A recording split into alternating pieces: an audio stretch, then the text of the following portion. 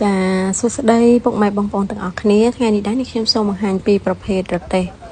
គោដុតឬក៏បងប្អូនមួយចំនួនគាត់ហៅថាគោអាំងគោបង្វិលអីចឹងណាតាមតែការហៅចាហើយដែលខ្ញុំបញ្ចាំងឲ្យមើលហ្នឹងគឺប្រភេទកង់តូចដែលប្រើវងកង់14ណាវាមើលទៅខ្ជូតស្អាតហើយតូចចារួមទៅមិនល្មមហើយអានេះគឺជាចង្អើខ្ជុងរបស់យើងហើយនឹងយើងប្រើជាលក្ខណៈធុងសាំងបែបហ្នឹងចាមានច្រវាក់មានអីតាក់ចឹងទៅចាហើយឥឡូវយើងមកមើលផ្នែកខាងក្នុងទាំងអស់គ្នាយើងមានកន្លែងសម្រាប់ដាក់អីវ៉ាន់និយាយរួមមកចាហៀងហ្នឹងគឺដាក់អីវ៉ាន់បានច្រើនមែនតែនចាសម្រាប់ប្រទេសគោដុតហ្នឹងគឺมันអត់ប្រយោជន៍ទេយើងអាចដាក់ជ្រុញដាក់ចានដែកអីចឹងណាពួកខ្ញុំឃើញអ្នកលក់គោដុតគាត់មានគ្រឿងចឹងណាឥឡូវយើងមកមើលពីចម្ងាយបន្តិចទាំងអស់គ្នាទៅចាខាងលើគឺយើងមានតនើមានអីដាក់អីវ៉ាន់ទៀតចាហើយអានេះដៃចាដៃរុញហ្នឹងគឺយើងអាចហូតចេញហូតចូលបែបហ្នឹងបានចាពេលដែលយើងចង់ឲ្យថាហូតចូលអីយើងយកដៃនឹងខ្ទាស់ទៅគឺអាដៃនឹងវាចេញមកខាងក្រៅទេហើយអានេះគឺជាថ្នាក់តាក់គោមួយជាន់ពីរជាន់បែបហ្នឹងទៅចាហើយអានេះគឺ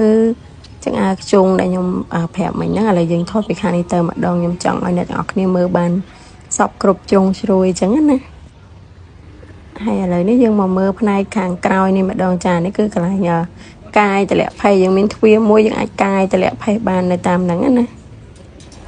ហើយអានេះគឺជាច្រវាក់ដែលយើងសម្រាប់តាក់ជាមួយនឹងធុងសាំងណា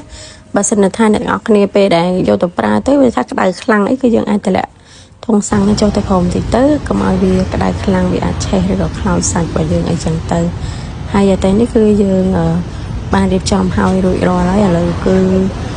លើកដាក់លើនំមកដឹកយកទៅឲ្យភ្ញៀវនៅខាងព្រែកលៀបចាហើយក៏អរគុណច្រើនបងដែលបានកំង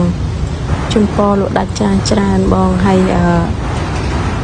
សម្រាប់ពុកម៉ែបងប្អូនដែលគាត់មានបំណងចង់បានគឺអាចធ្វើការកំងបានចានៅតាមរយៈ page នេះផ្ទាល់